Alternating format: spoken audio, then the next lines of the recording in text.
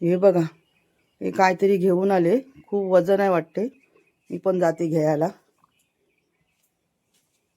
एवढं काय आणलं वजन हो?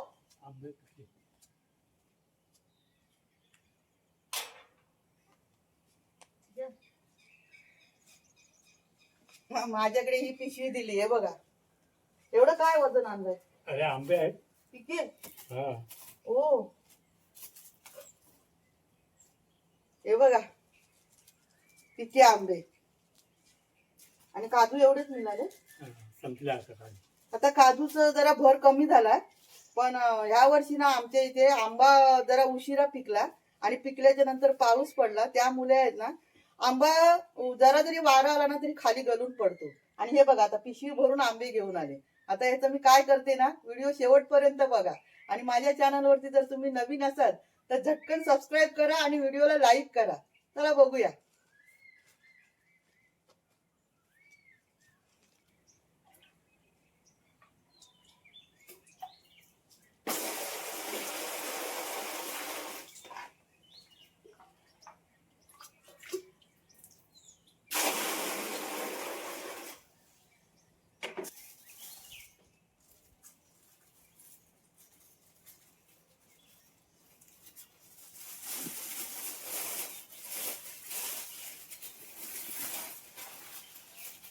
हो, काय मस्त. तर या दोन मी जाळ्या घेतल्यात. या जाळ्यांमध्ये सर्व आंबे मी काढते धुवून. पिशवी ठेवा तिथे लावून. टाकून देऊ नका, उद्याला परत कामाला येईल, आहे की नाही? आंबे हे सर्व ना मी अर्धा पाऊण तास या पाण्यामध्ये ठेवले. आता मी चांगले चोळून वगैरे स्वच्छ या जाळीमध्ये काढून घेते. हे बघा, आता तरी ओळखलात का मी काय करते? मी करते पडलेल्या आंब्यांचं साठ. मी आता हे साठ माझ्या पद्धतीने करते. आमच्या इथे असंच करतात. तर तुम्ही असे पडलेल्या आंब्यांचं साठ कसं करता नक्की मला कमेंट करून सांगा. काय आंबे बघा. आता हे आंबे जर कडक असतील तर नीट व्यवस्थित बघून आपण खाऊ शकतो. तर नरम असतील तर ते सुद्धा बघून चांगले पिलायचे. असं म्हणजे पूर्ण सोडल्याशिवाय त्याचा रस काढायचा नाही, कारण का पाऊस पडलाय ना.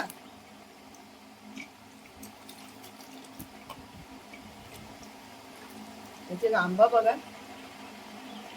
बघून जीव जळतो ना हो. अवकाळीच्या पावसामुळे ना भरपूर आंब्याचा आणि भाजीपाल्यांचा खूप म्हणजे उद्ध्वस्त झाला, नाश झाला सर्व. मे महिन्यातच आपले चाकरमानी आपली मुलं बाळ सर्व येतात आंबा फणस खाण्यासाठी. बरोबर त्याच वेळेला हा अवकाळीचा पाऊस पडतो आणि सर्व आंबे वगैरे खराब होतात. आता ते खराब झालेले आंबे पेट्या नेणार तरी कसे? एवढं वजन तिकडे न्यायचं आणि मग ते आंबे खराब होणार, काय फायदा? आणि खास करून हापूस आंब्याला जरा धक्का जरी लागला तरी तो आंबा आतमध्ये खराब होतो. आमच्या इथे या वर्षी खूप उशिरा जरा आंबा पिकायला लागला हो. काजूचा सीझन आता संपत आलाय. आता कुठेतरी जरा जरा काजू मिळतात, पण काजू मिळाल्या बऱ्यापैकी. पण आंबा काय कोणाला खायला पण मिळालं नाही आणि अगोदरच पावसाची हजेरी लागली.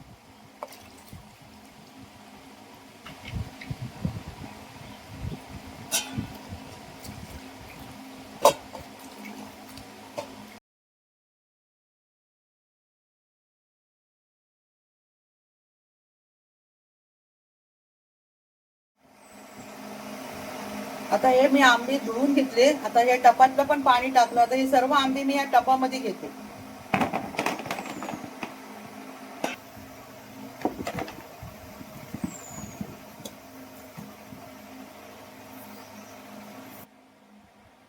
आता याच्यामध्ये मी सर्व सोलून बाट्या आणि साली चक करते आणि सोलून यामध्ये टाकते.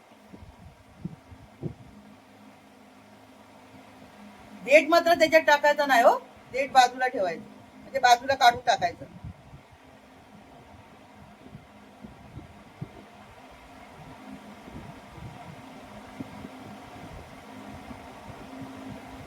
आता चष्मा लावलेल्याचे मला दोन फायदे. एक तर केंब्र माझ्या डोळ्यासमोर अशी फिरतात ते डोळ्यात जाणार नाही. आणि आता ह्याच्यामध्ये काय जरी असेल, आता ते समजून जावा तुम्ही काय असेल ते, तर ते सुद्धा आपल्याला दिसू शकतं. माझा हा चष्मा नजरेचाच आहे, नंबरचा चष्मा आहे, मग ते सुद्धा मला दिसेल.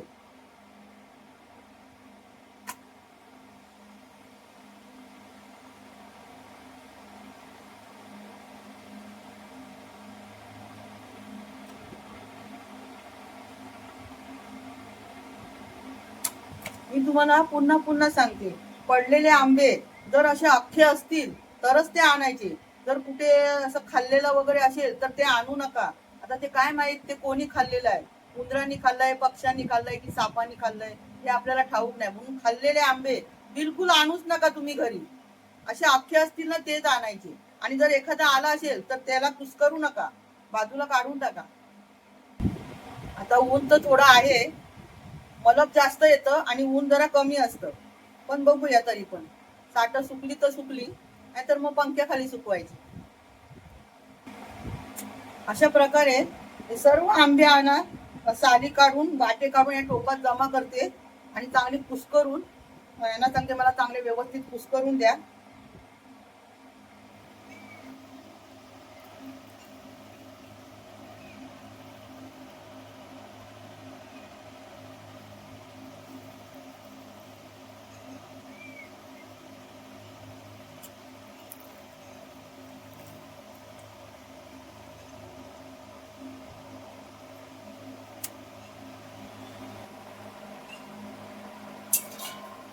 ठीक आहे, तुम्हाला जाणून काय खराब वगैरे निघाले ना ते ह्याच्यात टाका, जेट पण ह्याच्यात टाका. हा तेव्हा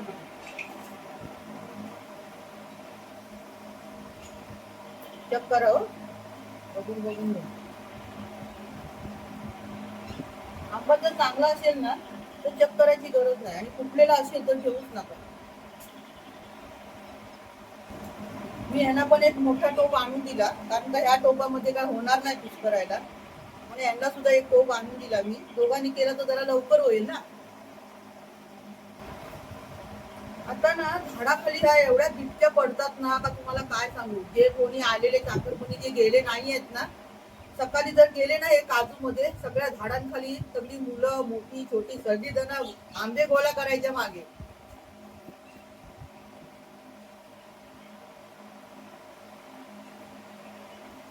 आता पडलेले आंबे तर मुंबईला नेऊ शकत नाही, मग जे काय आज पडलेले असतात आंबे म्हणजे रात्रभरामध्ये ते सकाळी आणतात आणि सर्वजण मिळून असे कुस्करतात. आणि काय शिजवायचं असेल ते आमरस ते शिजवतात आणि साठ सुकवतात, ती घेऊन जातात. म्हणजे काहीतरी उपयोग करतात.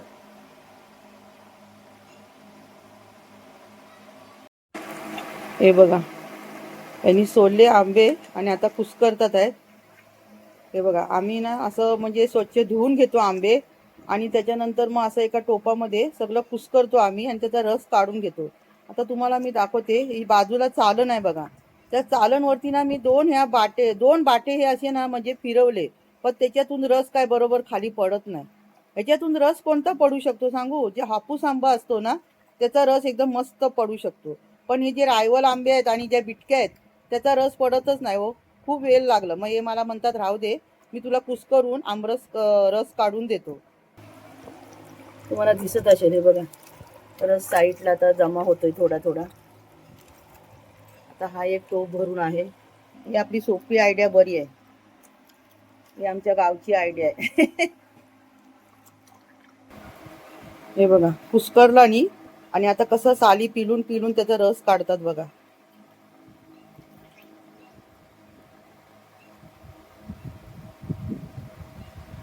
हा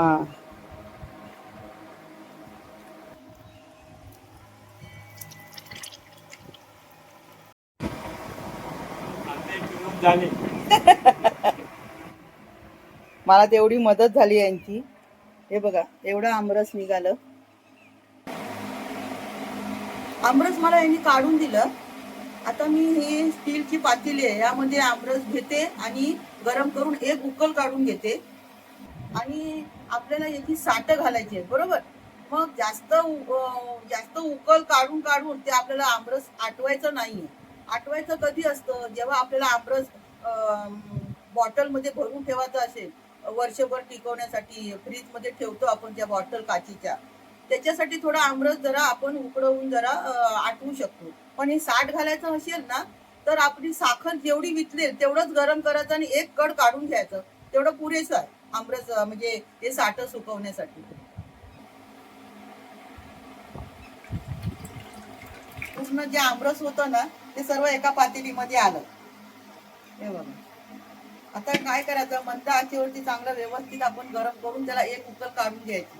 जर फास्ट केलं तर आपल्या अंगावरती उडू शकतं.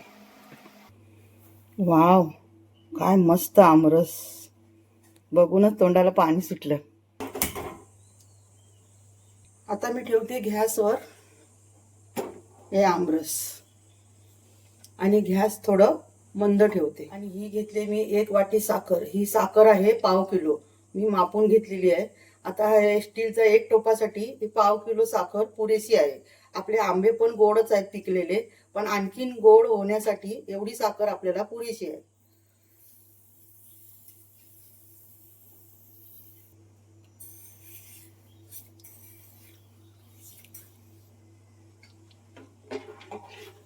गॅसवर ठेवल्यावर साधारण गरम झालंय आमरस असं आपल्याला समजलं की चमच्याने ढवलतच राहायचं, नंतर खाली लागू शकतं. आणि जरी गॅस मंद असेल तरी सुद्धा अंगावरती उडतं. गॅस फास्ट करायचं नाही. हा, जर तुम्हाला जास्त वेळ उभं राहायचं नसेल तर गरम होईपर्यंत थोडं गॅस मोठं ठेवायचं. जसं आपल्याला वाटतं की आता गरम झालंय तर गॅस मंद करायचं. मी पण आता तसंच करते, थोडा गॅस फास्ट करते. असं वाटतंय की मला आता पातेली चांगली गरम झालीये की मग गॅस मंद करायचं, पण चमचा हलवतच राहायचं.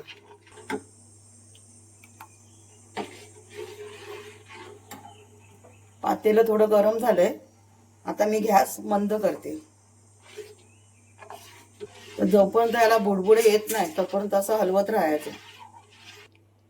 आमरस चांगलं गरम झालंय, आता कड येईलच थोड्या वेळात. तुम्हाला जर जास्त गोड हवं असेल ना तर हे आमरस जरा चक करून बघायचं. जर लहान मुलं खाणार असतील तर जरा साखरेचं प्रमाण वाढवला तरी चालेल. आता तुम्ही बघू शकता चारी बाजूने असं कड येतंय बारीक बारीक.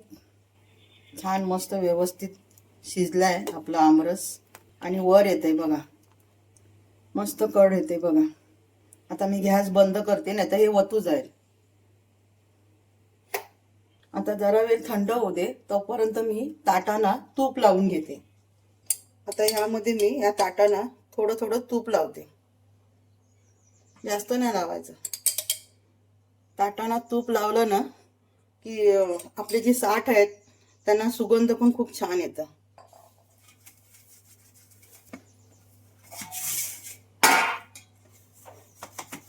ताटांना तूप लावून आता मी बाजूला ठेवते आणि आमरस आहे ना, जी पुरणाची चाळण आहे त्यामध्ये व्यवस्थित घालून घेते.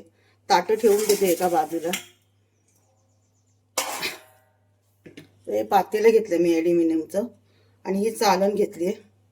आता चाळणीमध्ये हे मी आमरस सर्व ओतते आणि व्यवस्थित घालून घेते, म्हणजे तूप लावलेल्या ताटावरती लगेच पटकन ओतायला बरोबरच पण आपलं व्यवस्थित म्हणजे जसं पाहिजे तसं थंड झालेलं आहे. गरम असल्यामुळे हे ओतताना जरा काळजी बाळगायची, थोडं थोडं ओतायचं. आता असं घालून घेतलं ना की जे काय दोर आहेत, कुठे देठ राहिलं असेल किंवा काहीतरी राहिलं असेल ना, अशा मोठ्या मोठ्या जाड्या जाड्या गाठी वगैरे, त्या पण सर्व एका बाजूला येतात. हे सर्व असं मस्त रगडून रगडून त्याचा रस काढून घ्यायचा आमरस. अशा प्रकारे ना हे सर्व मी आमरस त्या चाळणीच्या मदतीने व्यवस्थित घालून घेते.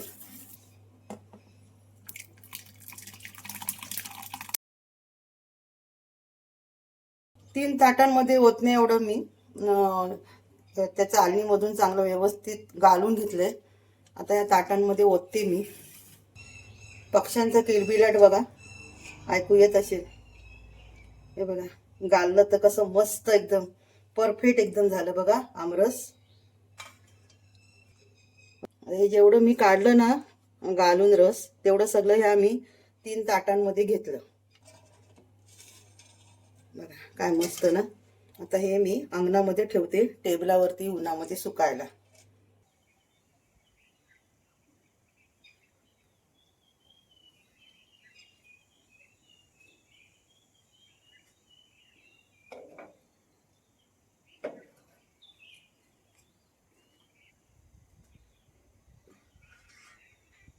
थोडासा रस मी घेऊन ती चालणीमध्ये मी व्यवस्थित घालून घेतलं आणि ते 3 ताटामध्ये मी ओतून घेतलं. आणि आता बघा मस्त ऊन आहे आणि उन्हात ती ताटं आणून ठेवली. अशाच प्रकारे जो उरलेला जो आपला आमरस आहे तो पण मी असंच घालून घेते आणि ताटामध्ये ओतून सर्व ताटं इथे आणून सुकायला ठेवते आहे. म्हणजे 60 चांगले आपले व्यवस्थित सुकतील 2-3 दिवसात. आमरस पूर्ण या चालणीमधून मी घालून घेतलं. आता ही पुन्हा 3 ताटं भरली आणि हा एवढा चोथा निघाला. आता मला तुम्ही सांगा ह्या चोथ्याचं तुम्ही काय करता नक्की कमेंट करून सांगा. मी तर काय करणार आहे, एक छोटीशी डिशमध्ये तूप लावणार आणि त्याच्यामध्ये हे जाडसर असं थापून सुकायला ठेवणार.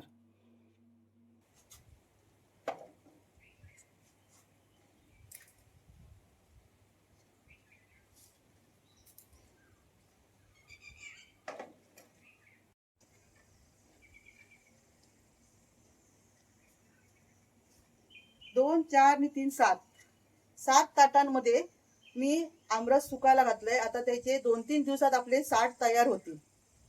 पडलेल्या आंब्यापासून केलेले चविष्ट आणि गोड आंब्यांची साठं. ताकापासून टिकाव म्हटलात तरी काय हरकत नाही. तुम्ही पण आता जर कोकणात असाल तर आपल्या आंब्याखाली जावा आणि पडलेल्या आंबे असतील तर निवडून निवडून आणा, ते स्वच्छ धुवा आणि असंच त्याचे साठं बनवा आणि वर्षभर खावा. व्हिडिओ माझा आवडला तर व्हिडिओला लाईक करा, चॅनलला सबस्क्राईब करा. रेसिपी आवडली तर नक्की कमेंट करून सांगा. आता भेटूया अशाच पुढच्या सुंदर व्हिडिओमध्ये. धन्यवाद. कोकणामध्ये आपल्या झाडावरची कोणतीही फळं वाया जाऊ नये म्हणूनसाठी असं काहीतरी नक्कीच त्याचा उपयोग करून घ्या आणि व्हिडिओ शेवटपर्यंत बघा.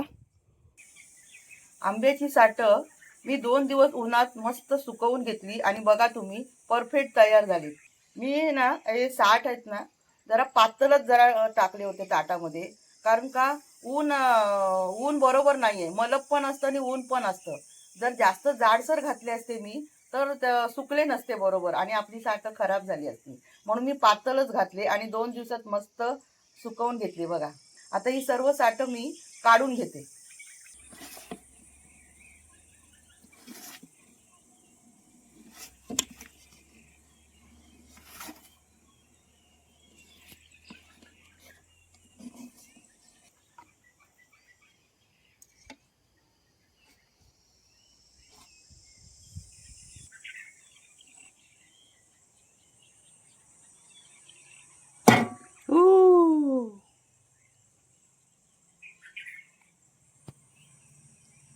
काय मस्त बघा, एकदम परफेक्ट तयार झाले. तुम्हाला आता मी एक सांगते, आता आंबे उशिरा पिकले आणि पाऊस लवकर सुरू झाला. मग आता आंबे पडलेले वाया जाऊ नये म्हणूनसाठी तुम्ही साठं घाला. मलब जरी असेल तर ताटामध्ये पातळ घाला रस आणि 2 दिवसात सुकवून घ्या.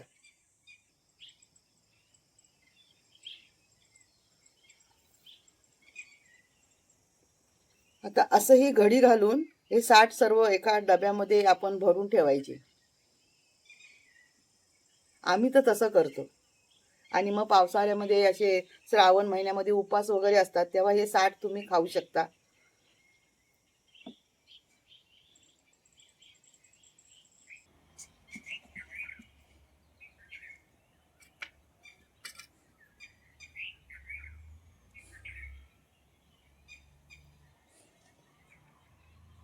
मस्त मजा वाटते ना.